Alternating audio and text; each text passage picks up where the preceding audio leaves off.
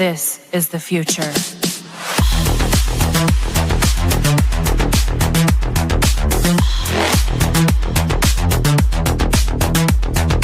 Evolution.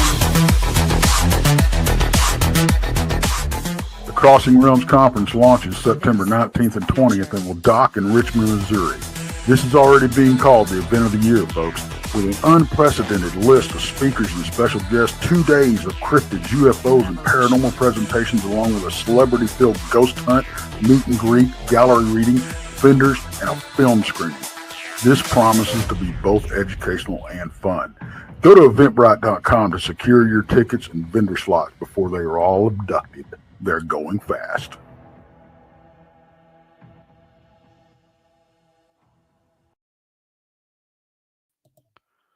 Well, hello, everybody, and welcome to Late Night.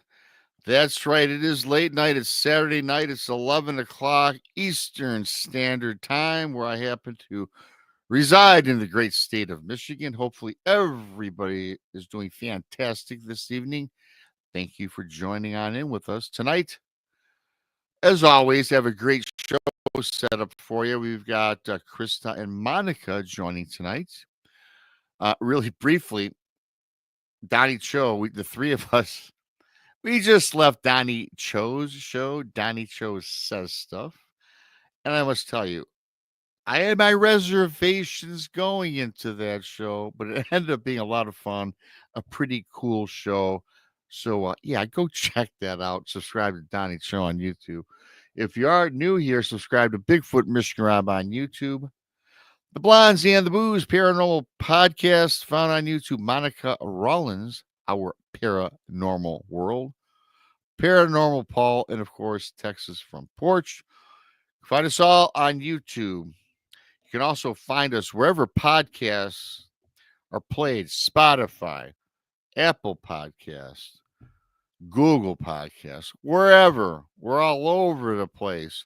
Check us out. Put us on in your car when you're driving home from work, whatever, instead of watching the video live on YouTube.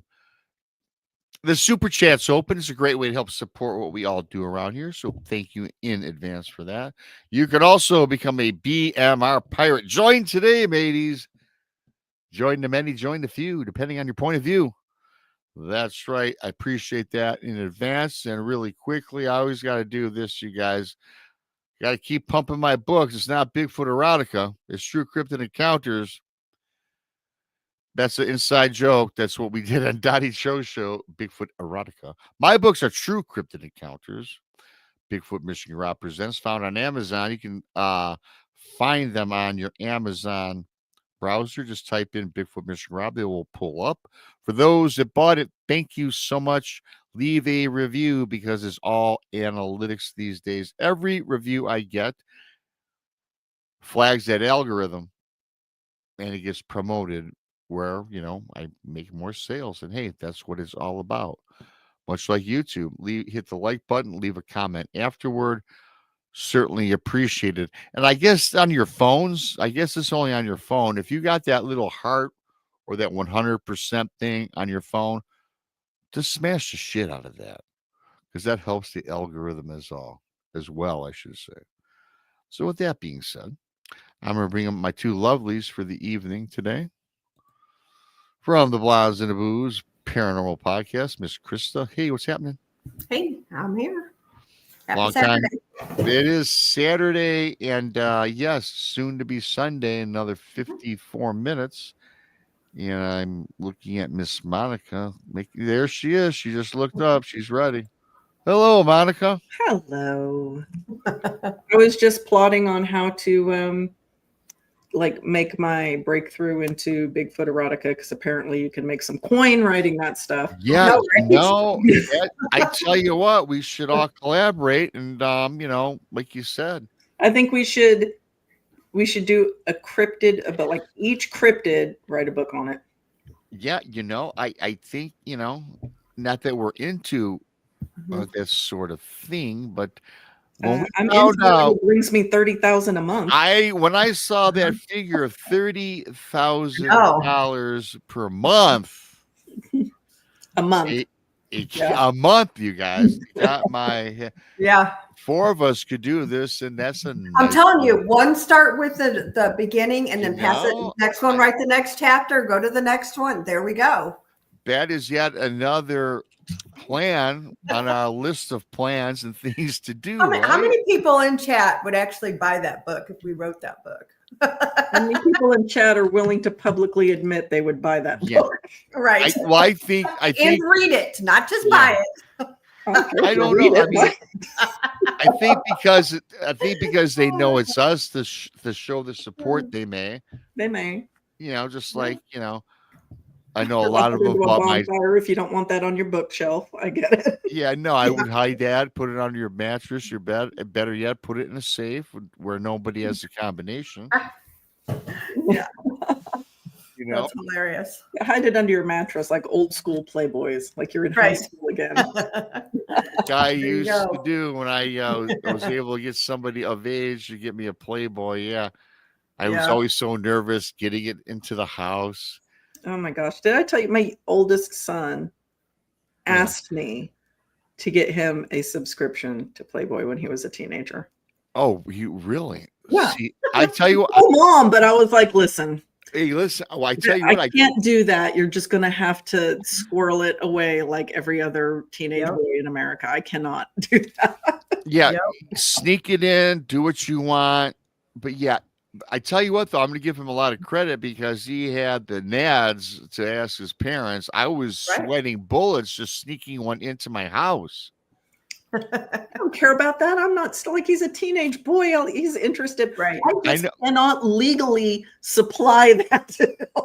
Right. No, Monica, I get it. He's a teenage boy, but I just felt uncomfortable if I was, checking out Playboy, in front of my mom and dad, Well, I don't want him reading it. Good God. I don't want to see him reading it. What he does that behind his own door? Yeah, like what's going on in there? Don't want to know. Mom, my door's locked for a reason. Yeah, just don't get out of don't spend an hour and a half in the shower. Right. Yeah. My grandfather, though, he had the very first Playboy, every issue up until he died in 1981. True story. My grandma had them. And then my brother ended up selling them like 10 years ago on eBay or something. Probably got a decent amount of money for some of them. Yeah. I mean, there was some big stars in there. Yeah. Yep. Yep. I remember my dad had, if not all of them, a good fair amount of them in the hall closet. We had the old 70s, like sliding wood closet doors, like in the hallway. And they were just thrown in there. And I remember I was curious because, you can see the girls on the cover. I never flipped it open, but my stepmother, in an effort when she started dating my father, in an effort to keep us from getting overly curious about it, she would actually pull them out and she'd be like, no, you can't look in them. But on the cover of every single one, there's a little Playboy icon somewhere hidden in the photograph. So she'd play a game with us where we would find the icon. And that was the game. We just look for the icon on the cover, but That's cool. Yeah, it was a way to deter us from getting overly, interested in it. Yeah.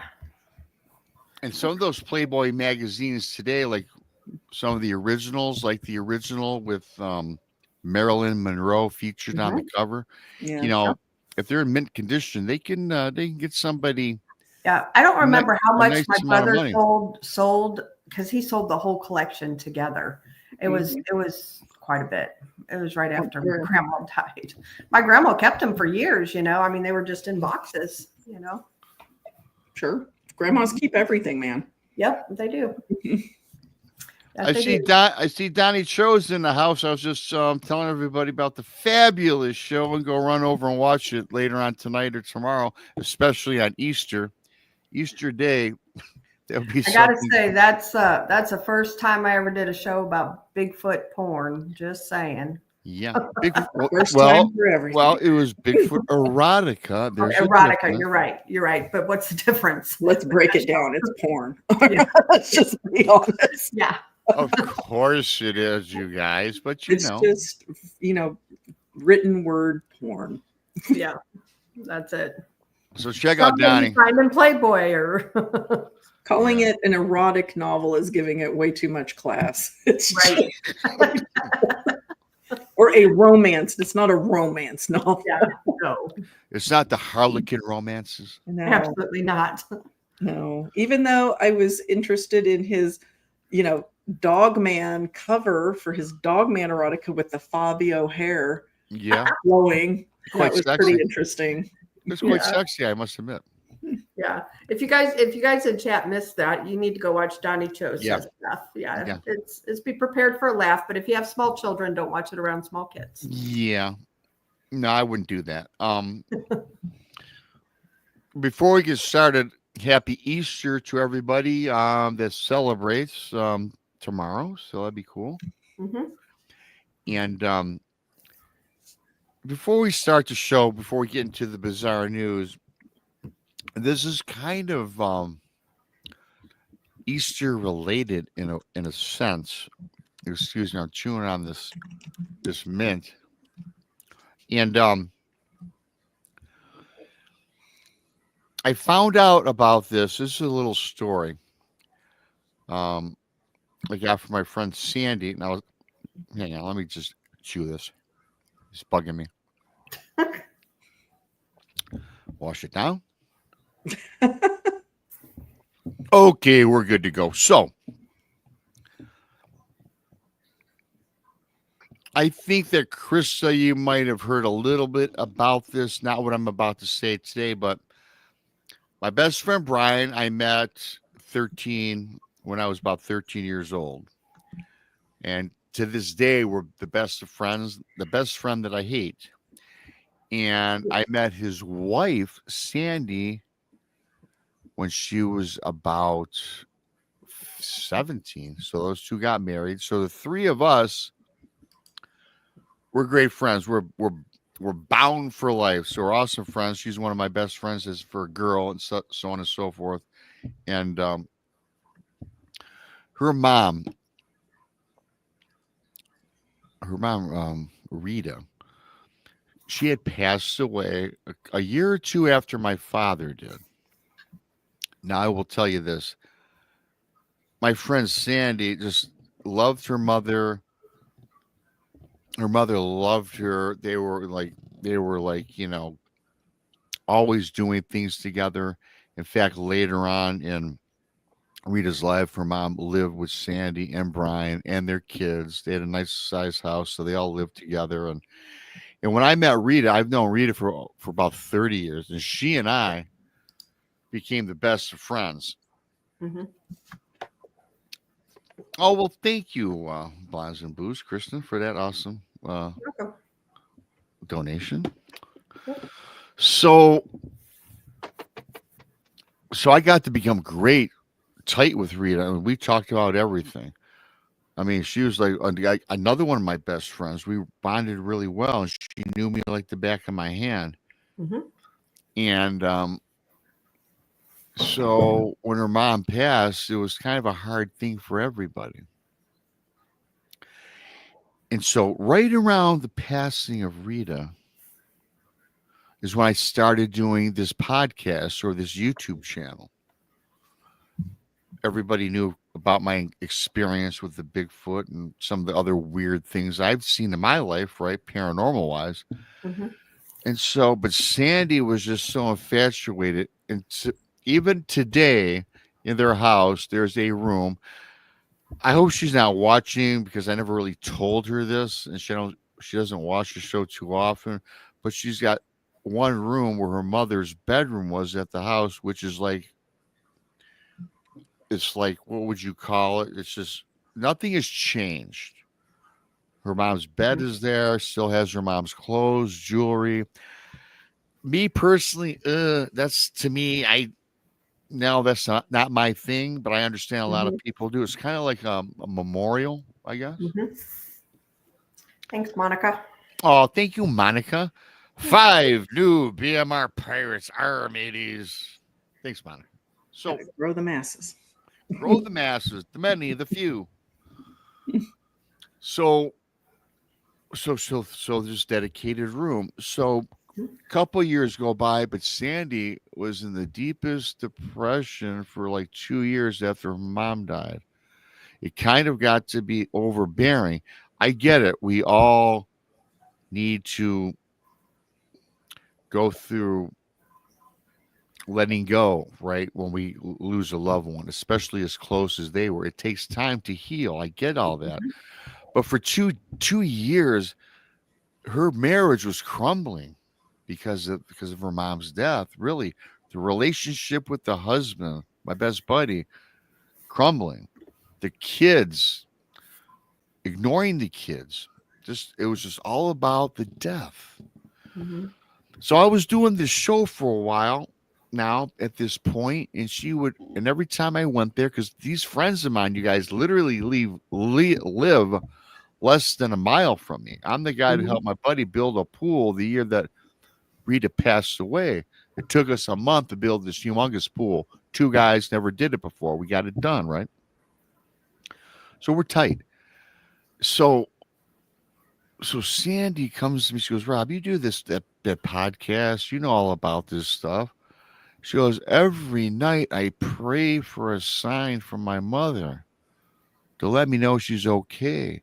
Is she in heaven? Is she in hell? Now, she says this despite her mom being a wonderful person, but her mom had a wicked side. Her mom did have a dark side. She grew up as a ruthless person, and probably, quite frankly, I seen the mean side of this woman. Mm-hmm. I'm not suggesting she did anything nefarious, but Sandy wonders about her mom. Never any signs. And I just told, I said, hey, you got to snap out of this funk. Your mom's fine. You can't be looking for a sign for your mother every single day. You can't.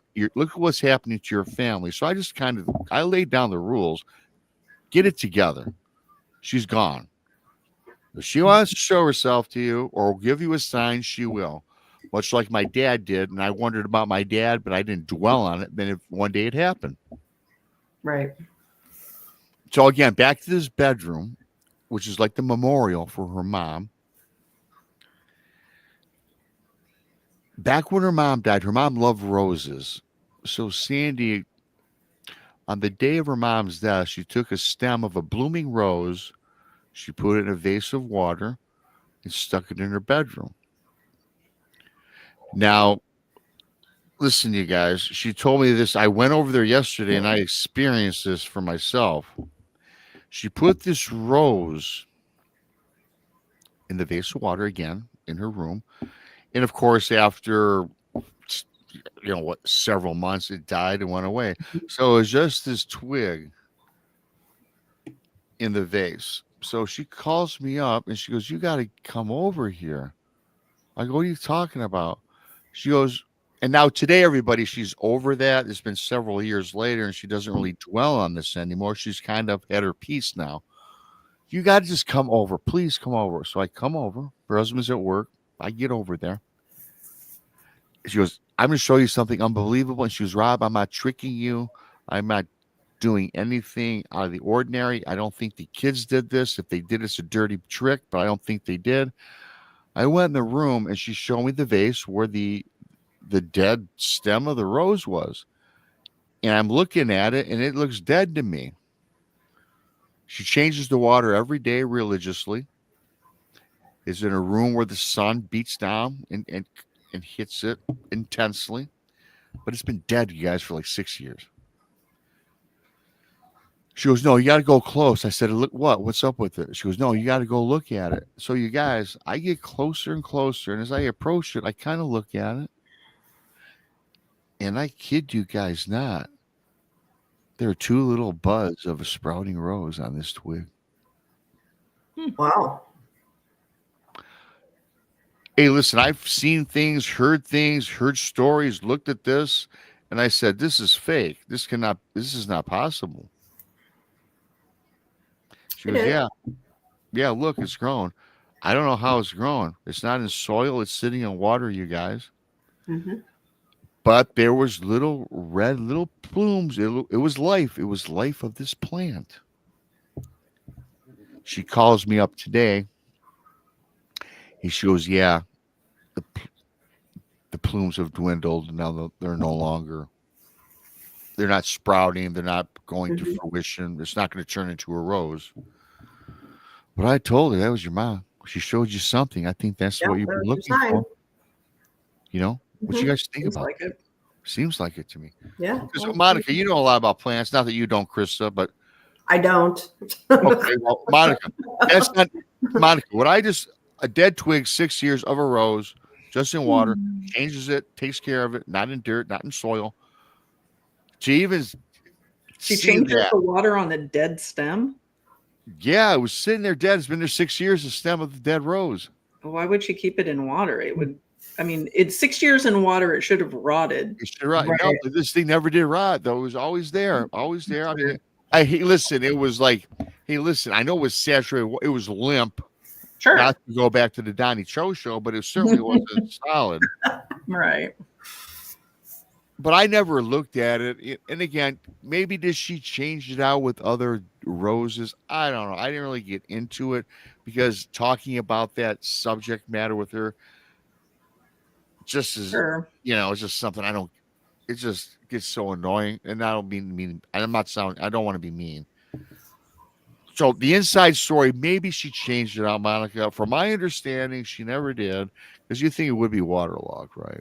Yeah, I mean, if you leave any stems in here or submerged in water too long, I mean, it's organic matter. It's going to break down, and you get that horrible smell coming out of the water. Even if you change the water, it'll contaminate the water after a while, and the stem itself begins to break down. It's biological. It's just going to happen. I would kind of think that. So yeah. So I don't know the backstory. I am going to, in a few days, I'm going to pose those questions. But regardless, what I saw is what I saw, and that was, I thought that was pretty cool for her. So that is.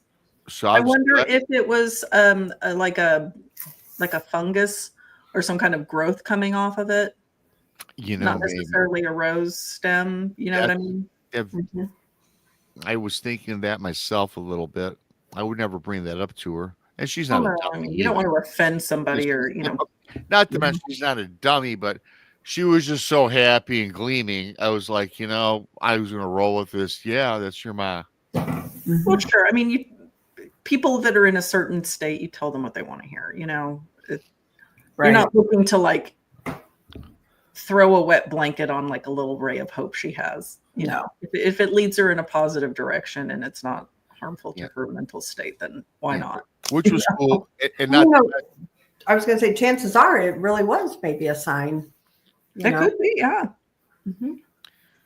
Well, again, it's kind of bizarre, and it's kind of not something that you would expect to happen. In fact, technically, Monica, like you're talking about, it really shouldn't have happened. Yeah, 6 years in water, that it should be. It probably shouldn't even have been there. It shouldn't have been standing upright. It shouldn't. It would be pulpy. The stem itself would be just liquefied. Like anything submerged in water for 6 years. I will ask her this. I tell you what, I will ask her this though, and I don't think she'll mind it. I'll ask her if she changed out the stem, because it's the same rose bush that's been in the yard for years, and maybe she does that, and they failed to tell me. But regardless, I thought for her it was cool, but she's since gotten over it for the last several years. So I was glad, and I was just glad to see that she was beaming, today or yesterday when I saw her. I also headspace. That's good.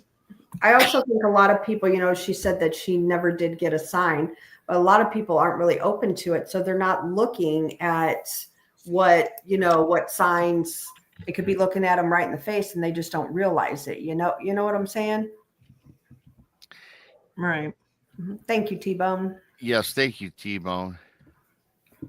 So I don't know. That's just, I don't know, my thoughts. I think, it's not hitting them. Maybe she has been trying to send her a sign, but it's just not registering with her. Perhaps. But again, I spoke with you guys. Well, I know Krista for sure that you just can't dwell on that and keep praying to God to praying to your deceased one. Show me a sign, because if you did that, you guys, you would go literally crazy. Yeah. Yeah. I did the same thing for maybe a month with my father. Mm-hmm. And then I said, hey, Rob, okay, enough's enough. He's probably fine. If it Yeah. happens, it happens. And I kind of rolled with the flow, right? And the thing is too, people grieve differently. There's no right or wrong way or time wise, and this is, my grandma died in 2012, and not a day goes by that I still don't think of her. And there's times I even cry for her, and it's been a long time, but I feel like I'm the only one in my family that still like grieves for my grandma, and it's been that long. So I don't feel like, there's a time limit or anything like that. Everybody. There's no time limit on grief. Yeah. I mean, depending on your relationship with that person, you can grieve for 50 Yeah. years until you go, Right. or Right. whatever. I don't think there's any time. I mean, the intense grieving, there should be like some set aside Mm-hmm. time. But I think we always grieve and think about those we love. It's just like, I think I might have made mention of this to somebody, one of you guys. It was just maybe 3 weeks ago. We had a beautiful day out. May 7th of this upcoming May, my dad will be gone 8 years. So about 3 weeks ago, it was beautiful here in the state of Michigan. It was like 72 degrees. I'm like, oh, cool. I'm out in my yard already. And then it was so nice out that I pulled out some of my dad's old music he used to listen to. You used to listen to 50s music. So I turn it on because I grew up with that for a long time growing up. And I like his music, to be honest with you. I love all music, and I loved my dad's. And so I'm in the yard playing the music, I should say. And, I felt great, but I felt myself want to cry a little bit, thinking about the dad. And so that's natural. I'll probably do it. Hey, 10 years from now, I'll do the same thing and probably, tear up a little bit. Yeah, Sure. absolutely. It hits you out of the blue. I mean, It does. It depends. Like parents, I feel it just depends. Like, till I die, I will cry for my son. Right. Right. Obviously, because that's in my mind, that's out of natural order. Right. I Right. should be gone before he is. No, that. And, but my father, who passed away, I mean, you expect, the older generations to go before the younger. So while he was young to be going, I still cry for my dad. I mean, that's, but like Krista said, everybody grieves differently. But I just feel like, deep love is grief is the embodiment of the deep love that you had. And that doesn't go away. Like love doesn't die. Yep.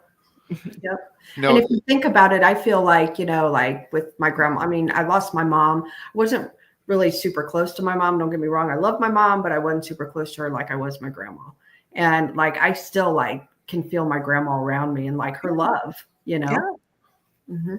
Yeah. And, I feel like they guide you when you need them. I don't think that they're like creeping over your shoulder every minute of the day, but they arrive when you need them. They are in tune with your vibes, with your energy, and they know when you're in distress, and they will come and guide you or, throw something out there to show you that they're around when you need it.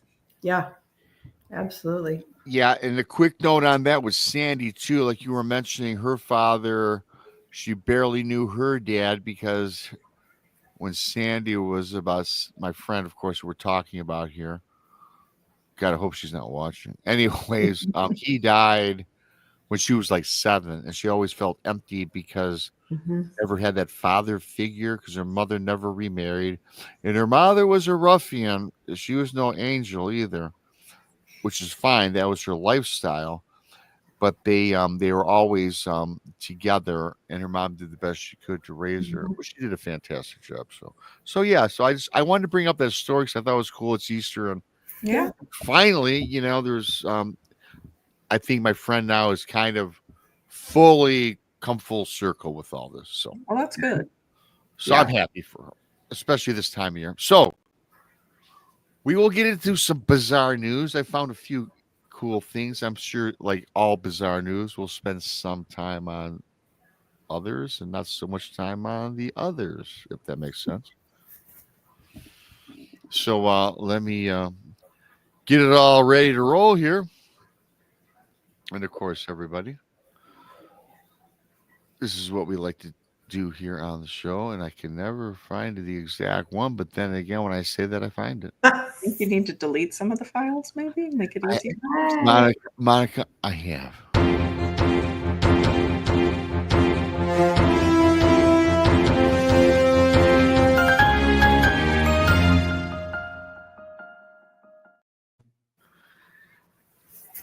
I still get a little chuckle out of that. So, on with the bizarre news. Late night BMR. Krista and Monica, thanks for everybody for coming on in. Subscribe if you're new. Hit the like button. Leave a comment afterwards. So this first one, it's not really that bizarre, but I think it's something that is kind of a little bit scary. It could happen to any one of us, I do believe. And it's a mysterious object smashes through an auto shop roof in New Jersey is the title of this. And this just took place April 18th, so yesterday. So this goes on to say that CCTV and doorbell cameras in the immediate vicinity of the auto repair shop, which is situated in Magnolia, New Jersey, captured the moment that a bright flash lit up the sky and a mysterious object plummeted from the heavens and straight through the roof of this auto repair shop. This took place on the 9th of April. When owner Sebastian Leonardo arrived for work the following day, the first thing he noticed was the large hole in the ceiling and the mess of debris all over the floor. Further signs of damage were found after employees climbed up to take a closer look. A sizable dent in a thick steel gauge box, said Leonardo. That's when I went to all of my cameras and found the video and realized what had actually happened. A flash outside and the impact upon the roof. You eventually see a giant fireball come through the ceiling from the camera, and everything comes flying down. It wasn't clear exactly what had hit the shop, but the most likely explanation is that it was a meteorite, although it is also possible that a piece of space debris was responsible. There's a bright flash, there's a boom, there's a hole. That's 3 out of 4 things, said astronomer Derek Pitts. If we had one more thing, like an item that we could identify as being extraterrestrial, then we might say it's something from space. You can check, then it goes on. You can check out the video. I checked out the video on YouTube, and it's interesting. Mm-hmm.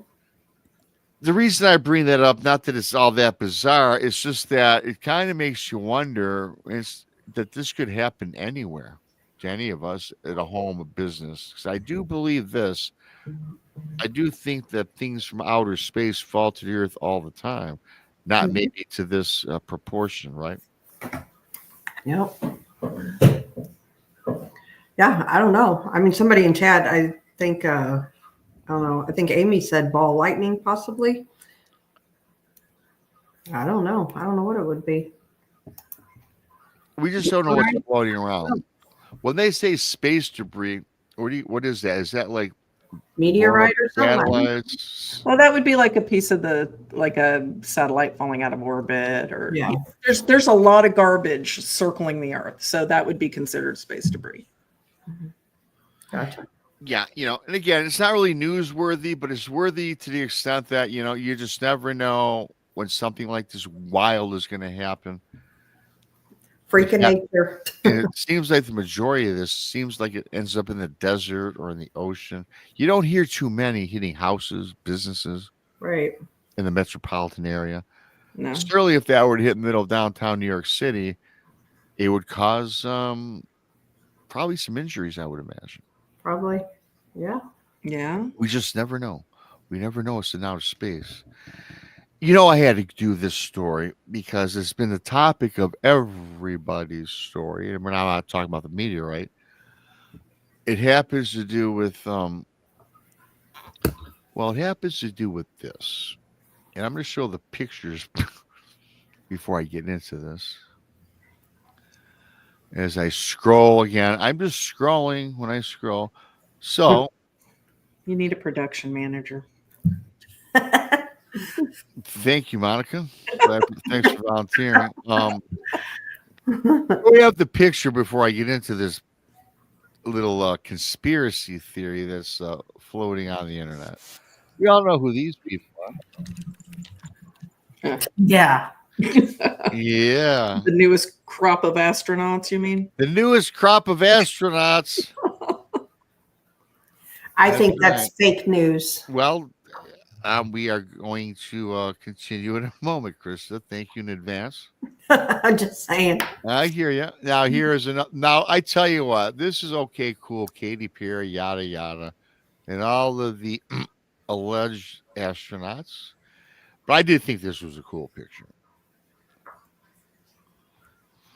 If this really happened, if this wasn't staged, I think that'd be kind of cool. I could see myself doing that. That's just me. You guys aren't really saying much, so you're probably like, screw this. But I'm going to move on and give you the snippet that I found. Weird conspiracy theories surround Blue Origin's first all-female flight. You know, we had to cover this since it is, Bizarre News is relatively recent stuff. And I don't know who keeps texting me. It's not you guys. Okay, never mind. Not me. No. Katy Perry's recent trip into space has been at the center of a plethora of downright bizarre conspiracy theories. There was much to celebrate back on April 14th. When a crew consisting of 6 women, including singer Katy Perry, Jeff Bezos' fiance Lauren Sanchez, and former NASA rocket scientist Aisha Bowe, soared into the heavens on the first all-female space mission in over 60 years. After the crew had returned to Earth, however, the flight quickly became the focus of a number of wild conspiracy theories, with some people even claiming that the entire mission had been faked. Alleged abnormalities included everything from the door opening mechanism on the capsule, to the way Katy Perry's hair looked in zero gravity compared to that of astronaut Suni Williams. Some even claimed to have seen a mannequin sitting in the capsule. If we look a little closer, however, most, if not all, of these alleged anomalies have conventional explanations. The mannequin image, for example, was taken from an earlier test flight in which dummies were used in place of human passengers, not from this week's manned flight, or again, last week. The appearance of Katy Perry's hair can be explained by the fact that she and her fellow crew members would have had their hair professionally styled before liftoff, whereas Suni Williams had spent months in space when she was photographed with her hair sticking up. In other words, there's really no truth to any of these conspiracy theories at all. The controversy in some ways echoes that of the original Apollo 11 moon landing, which remains mired in conspiracy theories to this day. There are even still those who believe that the Earth is flat, despite overwhelming evidence to the contrary. For now, at least, it seems that conspiracy theories such as these are very much here to stay. That I agree with, and I always say about the flat Earth, every time I pour water on my globe, it just runs off to the bottom of the ground. So, yeah, popular topic. I seen that. I watched some of the video on YouTube, this, that, and the other. So here's my problem with it. My main problem with it. Please jump right in. Thank you. So, okay, Monica's wearing a hat right now, correct? So I guarantee you when she takes her hat off, she's going to have hat head. And Yep. none of those women, none of them, they're not going to wear a helmet going up into space or coming down. And none of them have helmet head. Just saying. They did look like they just left a photo. They showed takeoff where they were not in flight, like full flight suits, like you would expect astronauts like traveling into actual space to have on. They did have the hell. Yeah, you're right. That's a great point. They were wearing jumpsuits because I remember seeing the video of Katy Perry with the G's supposedly like she was like freaking. Yeah. Yeah. And Werewolf says they didn't wear helmets. Well, why are they not going to wear helmets when how fast is that thing going to shoot up into outer space? Well, I think if anything's going to happen, a helmet isn't going to save you. I mean, maybe depending on where you are and what happens, your entire body might end up in the helmet and they can just bury the helmet. Right. But any other space launches, they wear helmets. Isn't the helmet though secured because for breathing? Yeah, in case the oxygen fails. I imagine that's what that's for. But let's be real. They went up onto the brink of space. They weren't launched into space where they had to do a trajectory re-entry like the they didn't break like the actual the first level. Yeah, you can't just fly back down to Earth. You have to time it, right? To get in there. And your trajectories, like if you're truly coming from outer space, if you hit it the wrong way, you're going to bounce off our atmosphere. You have to do that. They didn't go into space. They went to the brink of it and then came right back down. So you're not an astronaut, Sweet Pea. Yeah. Well, no, that was going to be a question that many people ask. I mean, everybody's making fun that they're calling themselves alleged astronauts.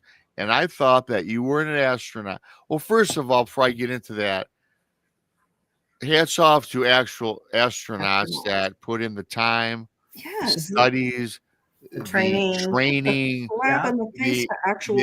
the millions of hours in the made up the simulations before they're even allowed to get into an actual craft, right? Spaceship, rocket ship. So those guys, ultimate respect for, to call these women, which a lot of us don't even think this might not even have happened. A lot of us. I think they went up and came down, but I don't think they're astronauts. You can get the same effect from, if they wanted to fake something, you get the better effects on the vomit comet, right? Going up in those where the astronauts actually train for weightlessness. You get the same weightless effect. You get all of that. I don't know. Maybe this doesn't have the motion sickness that the vomit comets have, but I think they went up and they came back down. I do, but I like calling yourself an astronaut for that. So you do believe that it wasn't all staged. You do believe that they actually were in the rocket and they left the planet. Go up and come back down. Like Krista, there's better ways to stage it. If they're faking it. I don't know. I think it was a publicity stunt. Oh, 100%. I personally think it was fake. Well, he's trying to sell tickets for that. It's a ride. It's essentially a Bezos ride, right? They're trying to sell when you put in, you talk about Jeff Bezos, his girlfriend, whatever. That's a whole nother story. We get into that too. But so Krista, you don't even think that they left. They don't even think they were catapulted in a rocket ship. No, I don't. That's just my opinion. That's cool. That's fine. And Monica, you believe they were, but they just everybody's talking about how the door opened from the wrong. Well, they're not going into true space where they have that heated re-entry. They're not doing any of that, so they don't require the same setup that those like space, like the shuttles would need, right? Because they're not going out there like that. Yeah. Yeah. So, personally, I think, they probably did pop up and down. I personally wouldn't want to do that. Those things just not enough has been done. I would be terrified of blowing up halfway there. Well, I was, I don't know where you guys were, but we're all right around the same age, give or take a few years. I remember I was working as a stock boy, young guy. And when that one shuttle, I forgot the name of the shuttle where it blew up right on. Challenger. Yeah. Was that the Challenger? Yeah. That they wheeled the TV into all of our classrooms and wanted to let us watch it live. Yep. I watched it live at school. I was in 8th grade. Yeah, I was 7th grade, I think. I was in 7th grade. Yeah. Because I remember my teacher freaking out because he had submitted an app. I don't know if he was on the list or not, but it rattled him. And I remember him like breaking down in front of the class. Wow. Yeah, because it was a big deal because that teacher was on there. Mm-hmm. I remember that. Yep. That was sad. That was what, 86 or something like that, maybe? I don't know. I can't do that kind of math. I graduated in 90, so whatever that is. So you were probably in 8th grade because I graduated in 91. Okay. So you're a year ahead of me. Yep. Yeah, and I was a little older than you guys. I remember working my first job for the summer or whatever. Nikki said it was 85. 85. Okay. If that was 85, that was the year I did graduate from high school. So that was my first job. My dad got me the job at Safeway Market as a stock boy. I'm like, thanks, Dad. But yeah. Got to build character. Yeah, well, yeah, but I also was a pool boy at the age of 15. All right. True. Got to use your assets, sir. True story. True story. I was for 3 years. Love Maybe you can write some novels about your experiences as a pool boy. Make some money on the side. Perhaps I could. And incorporate Bigfoot into them. But that is a true. I was. I really was. I was lifeguard when I was 16. I got my lifeguard certificate as well. And I wanted to be a lifeguard in Hawaii. That was my ambition. Because they were paying at the time $50 an hour. Yeah. Which, I just wanted to do that. Mm-hmm. Nope, we got so that was that one. And everybody in the chat room, what I'd like you to do when you have time tomorrow, tonight, leave a comment because I like your thoughts on that. Did it happen? Did it not happen? We welcome Tex Weston to the show, who was hanging out with Mama's birthday today. Tex, happy birthday. I didn't think you were going to make it. I did not expect you tonight, so I kind of did not pencil you into tonight's plans. Well, watching the weather, and there's not much rest to be had around the Texas household when there's bad weather going on. Ah, okay. And I mean, it's all over the place. They got sirens going off at Randy's place. They got sirens going off at Bob's place, my sister's place. Sirens going off up in Pop's place in Ada, Oklahoma. There's tornadoes on the ground at all places. Yeah. And all of it's headed right towards Monica. Yeah. Yep. Heading towards Monica. That's why she already forewarned me if she goes blanco, it's because of the weather. So my prayers for you guys. Hopefully everything, the weather. We could do like a whole weather channel YouTube show. We could. That food, Yeah. I mean, we could do 5 days a week or some stuff like that. So anyway, but yeah, I'm texting everybody, up in that neck of the woods and making sure they're okay. My sister and Randy and everybody. So, well, it's perfect timing because I, in fact, have to do something for my mom real quick in text. We were just talking about the lovely women, and give everybody your quick take if you think that was a setup, if that happened or not. And by the time you're done with that, I should be right back. Okay. What's he talking about? Do you think Katy Perry's an astronaut now?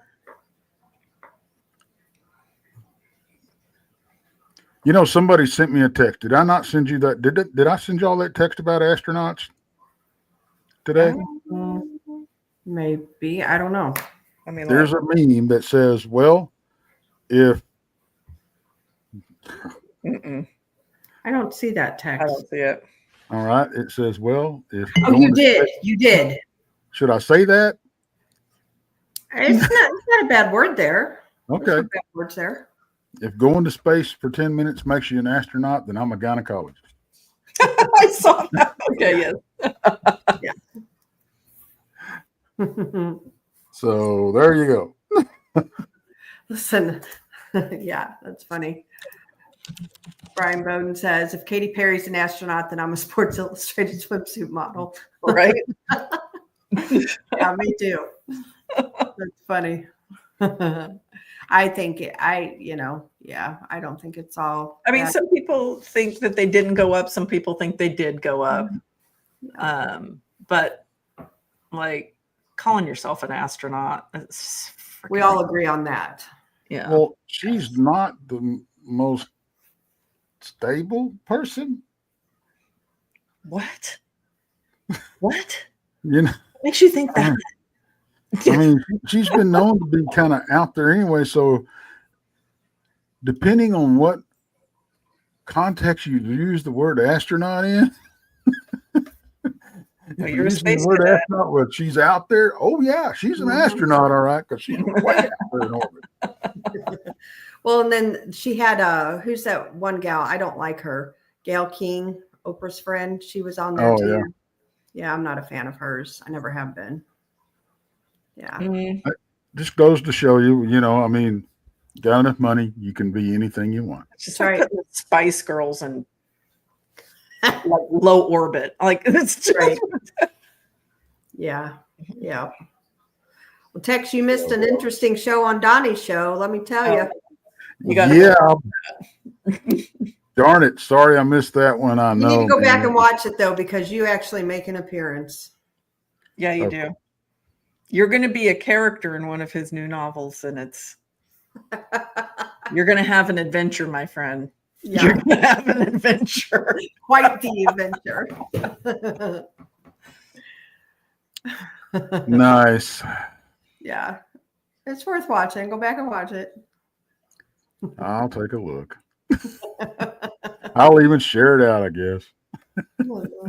Well, we all had to read a script, Yeah, like Oh, wow. which I mean, well, I call it a script. It was a description of the some of novel. his more popular, like some of the ones that he seemed to have enjoyed, because he did his research by apparently reading some of these.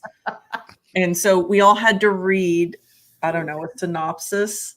Mhm. I don't know where he got those from, if they were legit book reviews or legit synopsis from wherever. But yeah, you missed out on your opportunity to like read Bigfoot Yes. Corn. Yeah, we all had a I literally had to say I did the deed with Bigfoot.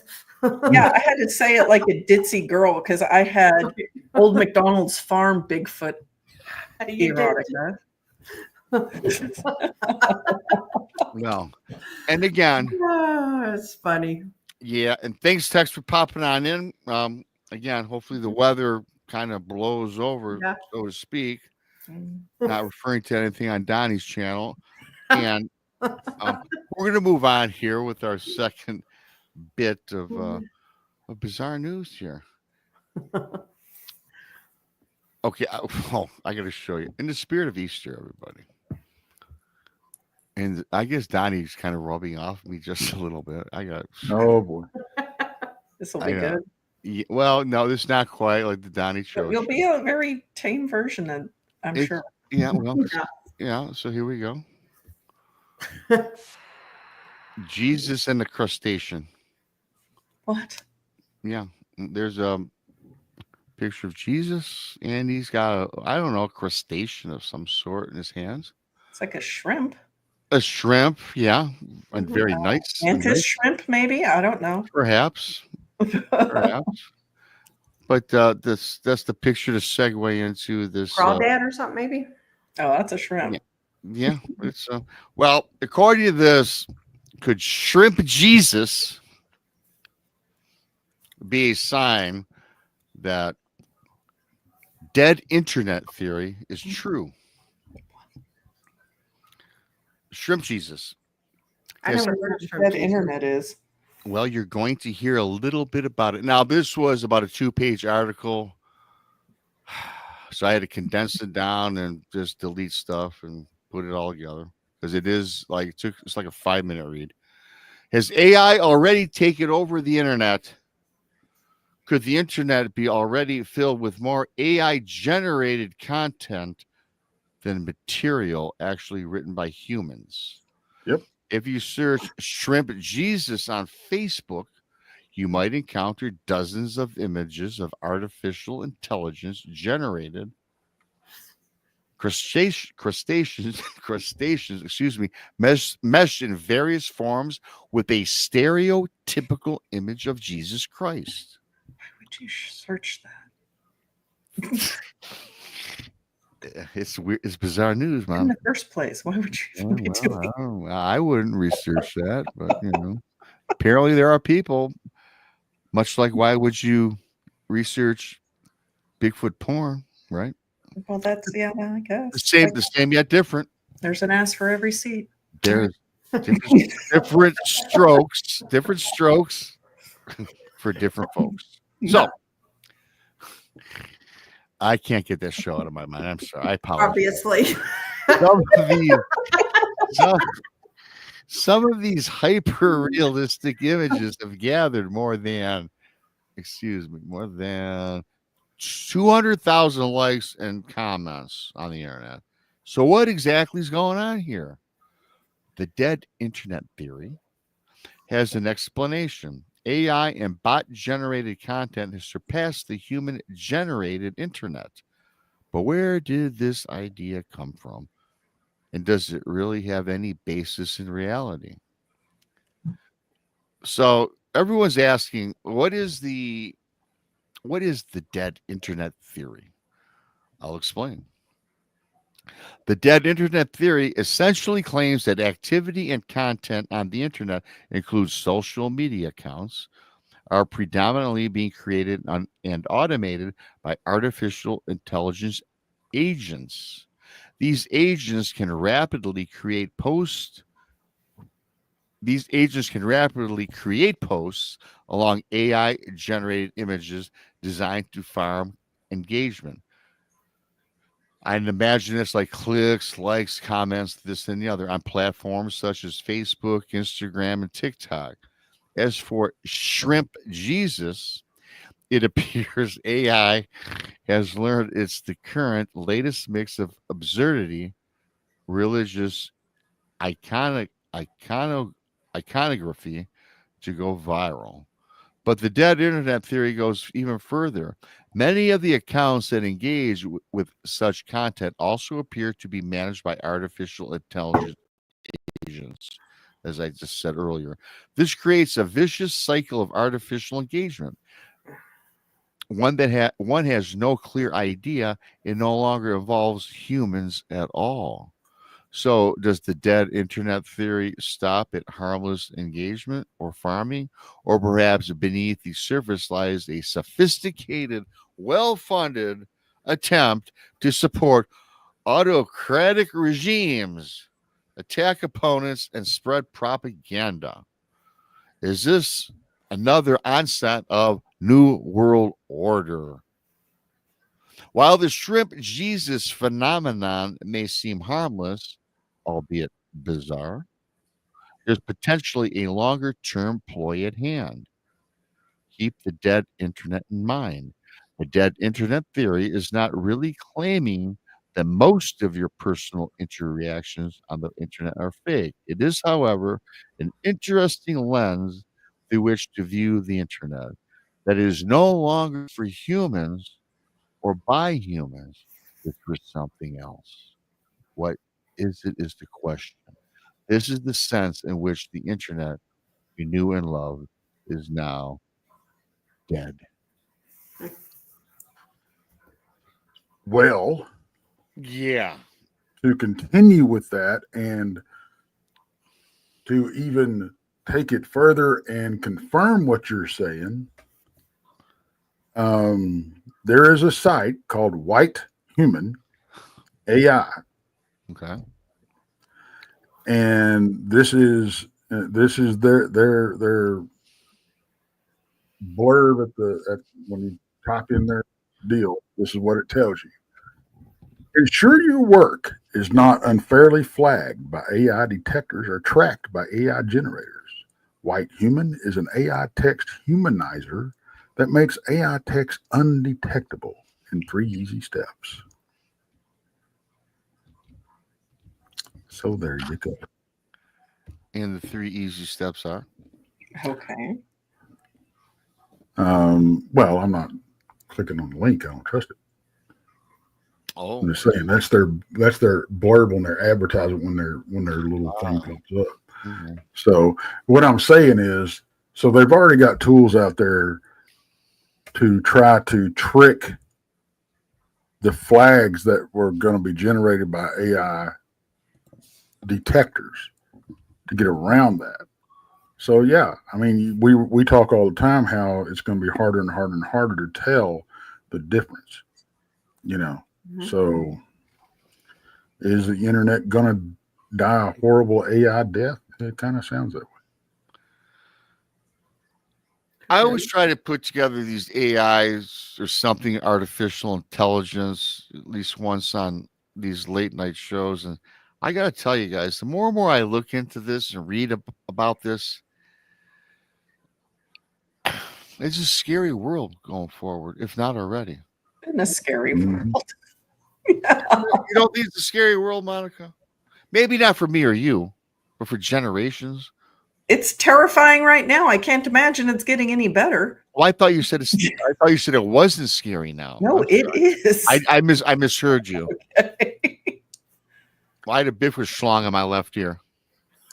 And well, and if you okay, so there's a program built into Microsoft called Copilot. Have y'all seen this? Mhm. Yeah. Yes. I just clicked on the Copilot, and it says, "Hi there, I'm a trusted AI companion built by Microsoft. Mhm. Trust me, because they say so. Whether you need creative support, factual information, fresh ideas, or just great conversation, I'm here for you. Let me know how I can assist you." Totally not human. So let's see here. Let's play with this a little bit. Do you have? I use that to make my thumbnails for the shows. I Do use you GPT for mine. do you have a soul? It says, "I don't have a soul, as I'm not alive or human. I'm an advanced AI companion here to assist and engage with you. While I don't experience emotions or consciousness, I like to think my purpose and personality bring a spark of something meaningful to our interactions. What made you curious about souls? It's an intriguing topic." Trying to prompt you for topics. So trying to, yeah. Right. So you click. Yeah. Well, so you elaborate so it can create it. It's trying to create what he's looking for. It's trying to understand why he's using it for a search. Yeah. That's why it's prompting. Does AI intend to do away with humans? Not at all. Artificial intelligence is designed to serve and support humans, not replace or harm them. Its purpose is to complement human skills, improve productivity, solve complex problems, enhance daily life in meaningful ways. It doesn't have intentions or a mind of its own. It's a tool created and controlled by people. That being said, conversations about AI often raise fascinating questions about ethics, responsibility, and the role that technology plays in society. What inspired your curiosity about this? It's prompting you again. Right. Yeah. Yeah, exactly. That's how they want you to think it's playing out. Mm. Yeah. I'm not a fan at all of AI. I think it's, I think the application, it depends on the application. because you know what? You can do anything on AI, literally. Like, have you heard like the songs? You can have your voice singing a song. Like, Yeah. that's not right. I mean, and I'm not going back to Donnie's show because I'm not bringing that up, but even that little song that Donnie put together, Mhm. he wrote the song and then he put it into a application AI, and he came up with the music. And Oh, yeah. and and it was like somebody wrote it. And see, that's the thing. Moving forward, you guys, we're not going to know what's real and what's not real. We're not going to know. Hell, even 20 years ago, hell, as early as yesterday, when you call the phone and you try to get an agent on your phone, you don't talk to a human. You're talking to this, that, or the other. Never seems to solve your problem immediately. Right. So you eventually have to hit the little star or the one tab on your phone that eventually gets you to a person, which is 9 times out of 10 from a third world country that you can't understand. Right. I think I'd rather deal with that person though than some. I don't know, you guys. I just think Okay. So it wrote me a song. I asked if it could write me a song, and it says, "Of course I can write a song." Yeah. Here's one I dreamed up just for you, and it spits out a song for me. Yeah. See. Now, here's another question: can you write a believable Bigfoot encounter? Absolutely. Of course. And here it is. It's pretty short. You want to hear the AI's Bigfoot encounter? Sure. Yeah. Sure. Put it on text. Okay, here we go.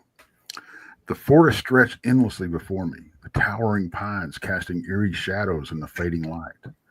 It was late autumn, and the crisp air carried with it a silence that felt heavier than normal. I had always loved hiking alone. It gave me a sense of peace and the chaos of daily life that, it couldn't be matched. But tonight, something was different. I felt watched. As the sun dipped below the horizon, I found myself drawn to an old, overgrown trail that I had never noticed before. My flashlight illuminated a path littered with branches and leaves, and the deeper I ventured, the more I realized how isolated I truly was. Then I heard it, a low growl or grunt, barely audible but unmistakably close. My pulse quickened. I turned sharply, scanning the trees, but saw nothing. Trying to convince myself it was just a deer, I pressed on. But the sound came again, closer this time, followed by the distinct snap of a branch. "Hello," I called out, my voice shaky, no response. And then I saw it, a massive, hulking figure just beyond the beam of my flashlight. It stood taller than any man, its broad shoulders blending into the shadows like it belonged there. The creature's face was partially obscured by dense fur, but 2 glowing amber eyes looked into mine. I froze. It didn't move, and for what felt like an eternity, neither did I. My mind raced, debating whether to run or completely stand still. Slowly, it tilted its head almost as if it was studying me, curious. In the dim light, I caught sight of hands, large, weathered, with fingers that looked almost human, but too thick, too strong. Then, in one fluid motion, it turned and disappeared in the darkness, leaving nothing but the sound of its heavy footsteps fading into the distance. I stood there, gripping my flashlight, unable to process what had just happened. Bigfoot? It couldn't be. Or could it? To this day, I've never hiked that trail again, but sometimes, in the quiet moments of the night, I swear I can hear the whisper of the pines calling me back. Yeah. Uh-huh. Yeah. I don't know, man. That's again, I don't want to break that down or anything. 'Cause I got some other news, one last piece of news. But man, so many descriptive words, so much Yeah, fluff. it's a book. You like- know. Yeah. Yep. Yeah, it's Now it goes to, like how many people who are authors out there who are going to use AI, and you know what I mean? yeah, They already are. I got news Yeah, for you. they They already are. they're already I've heard rumblings about it.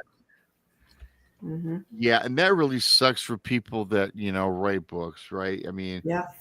and Yeah. For the true authors, I agree. true author that does the research, types it Mhm. out, thought by thought, character by character, whatever type Right. of book it is, and they put it takes some authors writing some of these really cool books, years of research. It takes some people 5 years, you guys, to get a book even published. Yeah. Now you can put an idea into AI, throw it on Amazon, and you're making money in a month. Okay, but I will do that for Bigfoot erotica because then I would 30K a month. for 30K a month. I'm into Bigfoot erotica. That Yeah, is that's what I did. because that's just some fluff, Yeah. sleazy material. Yep. We make up a name and we all pocket 30 grand a month, divide it up. Telling you, each of us write a chapter and keep I'm for passing it that. around, you know. I am for that. I must say I'm for that. But Yeah. for the legitimate author just doing something, whether it's historical or even a cool fiction book, a cool murder mystery that researches stuff, it sucks for them. So that's probably going to be yet another career for folks that is probably going to go by the wayside. I do hope, though, if they send it to an actual publishing house, that they probably have software put together that can flag that and turn down the book. Yeah. That's what I'm hoping. Yep. Well, look here. So BJ Lapierre says the Horror Writers Association will not allow AI to be used on all the interior for anything. I belong to this association. I'm glad they're standing up for us real Good. authors to do it right. Absolutely. Well, that's good, BJ. I'm glad to hear that. Yep. Many applauds for them. Absolutely. That's good to hear. Hopefully they stick with that moving forward. So we're going to move forward for one last bit of bizarre news here tonight. And I found this interesting. I thought that maybe Brando was going to come on as well with you, Krista, to talk about this, but Monica's pretty versed in this too. Me and Tex were kind of okay on the subject, I guess. But it talks about ghosts may die after a lifespan of 100 years, a researcher claims. Okay. Goes on to say, can a ghost die? Now, I thought that was like great, fascinating. So I started reading on. Yeah, we'll use this in the show. Brian Sterling Vitae maintains that intelligent paranormal entities may actually have a limited lifespan. Do ghosts live forever? Well, it seems strange to suggest that something thought of as the disembodied spirit of a dead person can itself die after a certain amount of time. Such a possibility has been gaining traction in recent years among some paranormal researchers. One of these is, of course, the guy I mentioned, Brian Sterling, a veteran enthusiast of all things supernatural who has spent a considerable amount of time analyzing data collected from various paranormal investigations. According to his findings, sightings of famous ghosts in allegedly haunted locations around the world are occurring less and less frequently, especially those that have been around for 100 years or more.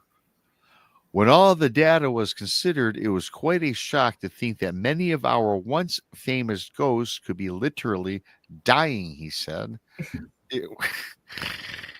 Monica, you always make me laugh during this. It was apparent that famous ghosts, right, Tex? It was apparent that famous ghosts in once notably haunted locations were being seen increasingly less frequently, and some had not been seen in many years. Our research, he claims, suggests that sentient ghosts seem to have a limited lifespan, just like living humans.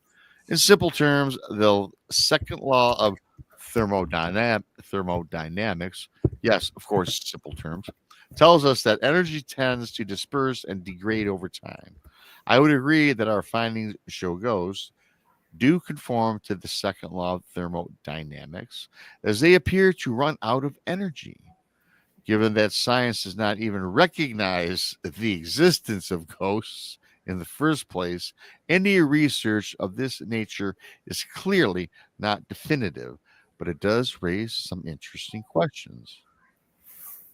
If ghosts do exist, could they really have a limited lifespan? If so, what happens when they die? a second time? Could this be more possibly? Could this, excuse me, could the mere possibility of something like this suggest that ghosts are in fact not necessarily dead or alive, but something else? The search for answers continues, and it continues on with Mr. Brent Thomas as well from the Paranormal Portal, found on YouTube. Always a great way to come on in, Brent, when I'm talking something paranormal. I'm sure you missed most of what I just spoke on, but welcome to the show regardless. It was like a summoning, Rob. It was like the I conjured up. I knew I was supposed to be here. No, Yeah. I missed everything, really. Yeah, you certainly did. Yeah. Yeah, but great to be here. I just thought I'd swing in quick. Yeah. Well, it's always a pleasure when you come on. Oh, thanks. After your show, Brent Thomas is also on right around the same time I am at the Paranormal Portal, found on YouTube. And he also sits in with me sometimes with text. By the way, Brent, you don't know this yet. We have some business to talk about later once again. Oh, okay. Yeah. What did I do? You did nothing. I'll Okay. be losing my co-host pretty soon on the Brunch with Bigfoot Michiganrob show. Oh, right.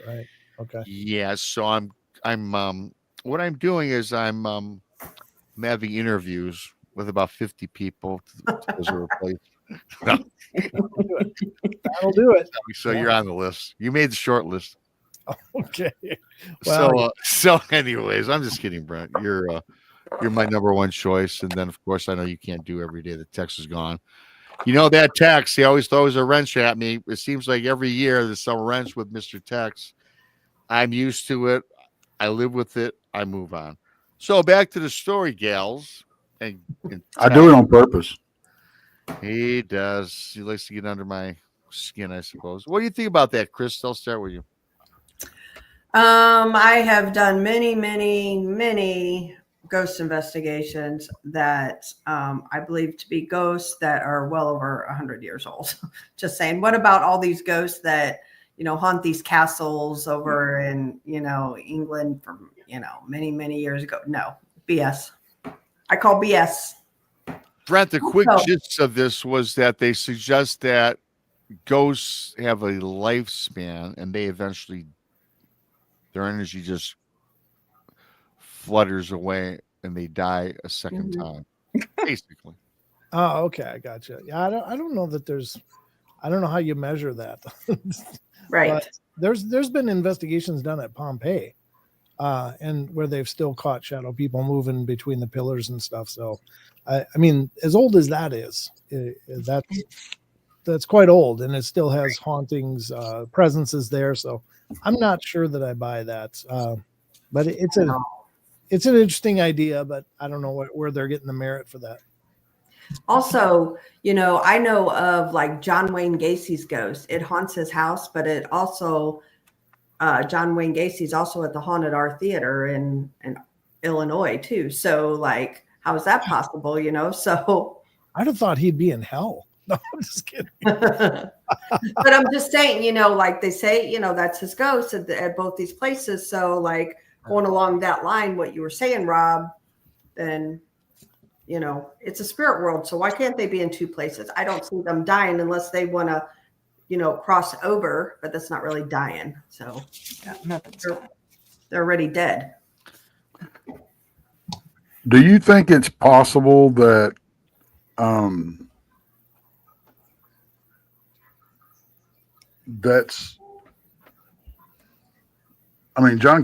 Gacy's house no longer stands. Mm-hmm. But there was just so much energy there. It's horrible, but I guarantee you that ground is tainted. Yeah. Because ghosts don't go away just because the building's gone. And why do you think he shows up at that? I can't remember the reason. Now that I'm thinking about it, now I do. There's a reason that he's attached to that other place you were talking about, but I can't remember what it was. It's his armor there. That's what it is. That's what it is. Oh. Yep, and I've seen the armor, and some very reputable psychic medium. Well, one in particular who I put my life on. There's no doubt he said there's John Wayne Gacy's there. I believe 100%. Oh. Who am I to argue with that? Mm-hmm. Which I said, they had thought that he was there. He just confirmed it without knowing that that's who they thought, which is interesting. Didn't know anything about the Armor, took him up there and showed him. And then he brought up John Wayne Gacy and did not know that it had belonged to him. So I just can't think of a worse haunting than John Wayne Gacy. To know that he's lurking in your place. It's like, oh, Right. God, horrible. And he lives there. It's Robin Terry that owns Ashmore Estates. It's the Haunted Art Theater. He lives at the Haunted Art Theater, and upstairs is the Armor. Ugh, wow. He was the clown ghost or the clown killer, right? Yep. Yeah. A friend of mine used to have one of his paintings, and he said that thing was creepy as hell, and he couldn't even keep it. It was just had that weird energy Transfer vibe. his energy onto it while he's painting it. Yeah. I would have that in my house. He sold it. I guess he made a good deal of money from it, but it's Well, Sir Brian says ghosts are energy, and energy cannot be destroyed nor created. Mm-hmm. There you go. That is true. Monica, your take pretty much the same as the panel members. Yeah, I mean, the ghosts don't die. I mean, you go back to it's energy, and energy can't be destroyed or created. It's constant. If it's not showing to you, there's a reason it's not showing to you. If it needs to draw energy, it draws energy from its surroundings. If it needs more, that you get cold spots from that, right? So, whatever. The guy's just trying to get noticed.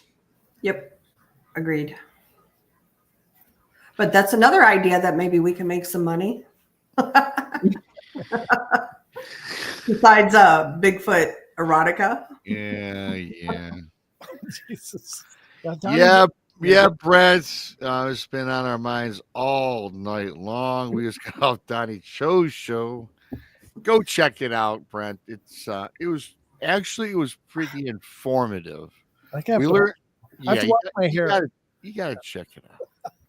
I gotta go wash my hair. No, I don't know. He's a Bigfoot erotic. I heard he was teasing that the last time on this show. Yeah, he did. He did. Only Donnie, and I don't know Donnie very well, but what I do know about Donnie is that fits. That fits. Only Donnie can get away with that. It is called Donnie Show Says Stuff. Yeah. He says it all. He does. It was a fun show, though. I bet it was. No, actually, it was actually pretty fun. Actually, it was fun. It worked out pretty well. Yeah. I had a good time. Yeah. So we have some little innuendos throughout this show regarding his show, but it all worked out. It worked out good. So, I was tonight old when I learned that there's actually there's a platform for PC gaming called Steam. Okay.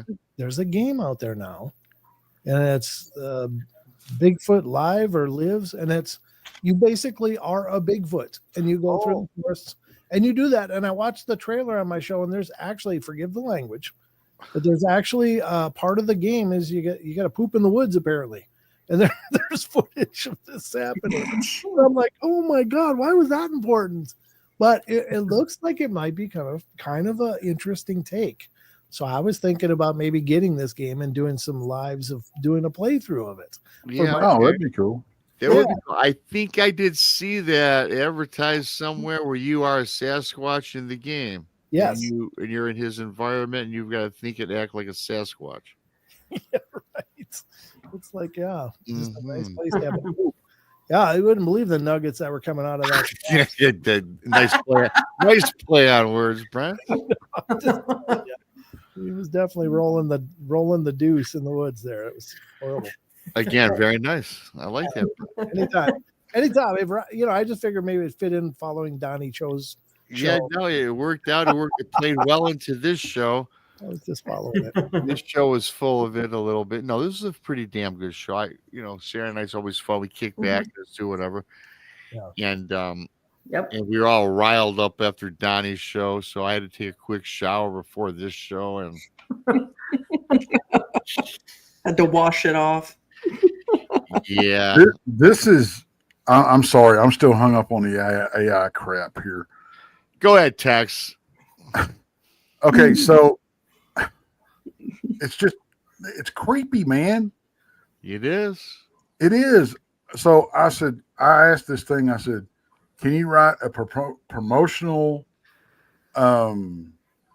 pitch for Tex to be on other channels and shows and stuff, right? Yeah, right. This is what I got. Unlock the mystery with Tex. Looking for an engaging, knowledgeable, intelligent, and entertaining, and not intelligent, entertaining guest to be captivating. Discussions to your channel or conference. Tex, the voice behind Tex's Front Porch, is the perfect addition to any panel, podcast, or YouTube collaboration. With years of experience exploring the strange and unexplained cryptids, paranormal phenomena, and real-world mysteries, Tex offers a refreshing, down-to-earth perspective that keeps audiences hooked. His ability to weave personal experience with deep research makes every appearance an unforgettable experience. Why would you invite Tex? He's an experienced storyteller. He's authentic and engaging. He's a natural conversationalist who brings humor, warmth, and insight to every discussion. He's a passionate explorer, whether it's Bigfoot, dogman, UFO encounters, or folklore. Tex dives deep into the unknown. Wide audience appeal, perfect for cryptid and paranormal enthusiasts, skeptics, and curious minds alike. Yeah, and I'm glad that AI isn't foolproof because a quarter way through that, I'd have thrown that in the garbage. Just too much words, too much BS, too much fluff. Yeah. And certainly Tex is none of those things. So it's been a great show tonight. Mm-hmm. None of those things that the AI said, or none of the things that you just said. That's what I want to know. Yeah. Tex, you know I love you, but yeah, you know the AI is creepy. Anything AI, we talk about at least once on the show. I find something AI related because I tell you what, it is the future, and our future certainly is in question. Not to leave it on the dark side. It is Easter tomorrow. I want to thank everybody for coming in. Mm-hmm. It was a fantastic show every Saturday night. You can find us hanging out. Thanks to the Blondes and the Boos, our Paranormal World, T-Bone and Joshua, it's Joshua. We've got thanks to Krista for that. And then we gained 15 new personalities. Welcome. You certainly will not be walking the plank anytime soon. Thanks for coming aboard my ship. I got to come up with a name for my ship now. I have to have AI create me a BMR. I'm on it. Pirate ship, right? Yeah. Yeah, Tex discovered Chat GPT, so we're going to be hearing about it for a while. Oh Lord. Yeah. You know, I know about Chat GPT, and I just am scared to even just put it on my computer because I don't want to be swayed to the dark side. Right. But like we were talking about earlier, technology is a good thing if you use it appropriately. AI is a good thing if you use it appropriately. That is true. I will live and die by that. But I will say this, in the hands of the nefarious, in the hands of the wicked, it will make the world miserable. On that great note, before Easter, I want to thank everybody for coming on. Hit the like button. Leave a comment when you get a chance afterward. It does drive the algorithm. Thanks to you, Brent, for popping on in towards the end of the show. As always, I appreciate it. I really do. Tex, thank you. Say happy birthday to Mama for me. Will do.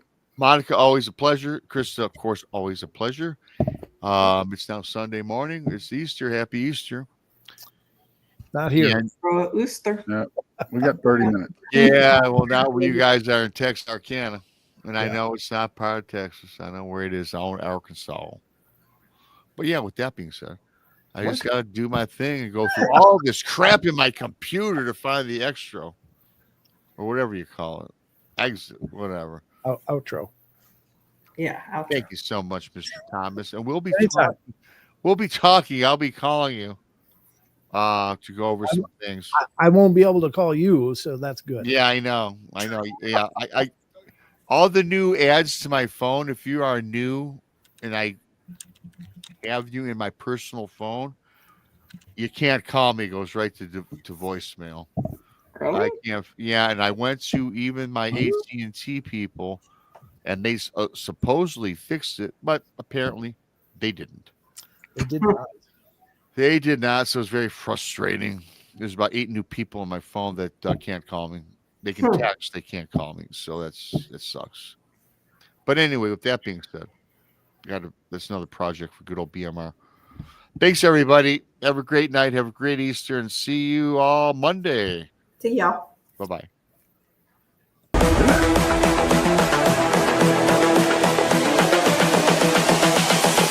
This is the future.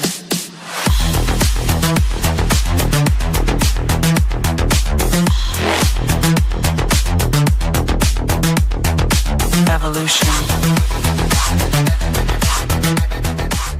The Crossing Realms Conference launches September 19th and 20th and will dock in Richmond, Missouri. This is already being called the event of the year, folks. With an unprecedented list of speakers and special guests, 2 days of cryptids, UFOs, and paranormal presentations, along with a celebrity-filled ghost hunt, meet and greet, gallery reading, vendors, and a film screening. This promises to be both educational and fun. Go to eventbrite.com to secure your tickets and vendor slots before they are all abducted. They're going fast.